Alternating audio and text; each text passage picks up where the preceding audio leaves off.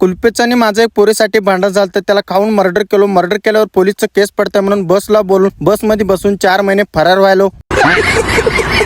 बसच्या बोर्डवर असं लिहिलं की चालत्या वाहनातून बाहेर हात घालू नका, डोकं घालू नका. माझं बॅग कुठं तर बाहेर हात घालून हात गीत मोडून घेतलो तर काय करू, त्यासाठी याला मांडीवर घेऊन बसलो बघा.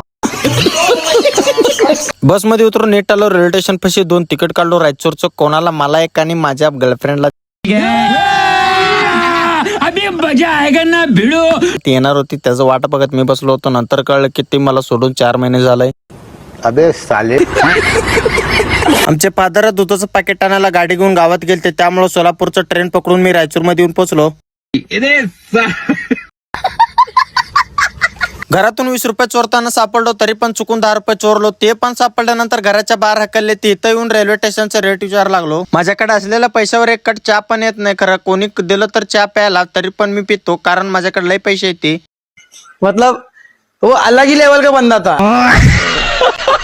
रायचूरवरून शिरसाला बस पकडून मागच्या सीटला बसलो होतो. भूक लागलो होतो म्हणून कुरकुरे खाऊ लागलो. तुम्हाला जर खायचं असेल तर दुकानमध्ये पैसे देऊन खावा, मला खाताना कशाला बघू लागला. अबे साले. आता तुम्हाला पुढचं पार्ट बघायचं असेल तर फॉलो करून ठेवा, नाहीतर तुम्ही कुठं तर पळून गेलो, नाहीतर तुम्हाला पुढच्या वेळेस सापडणार नाही बघा.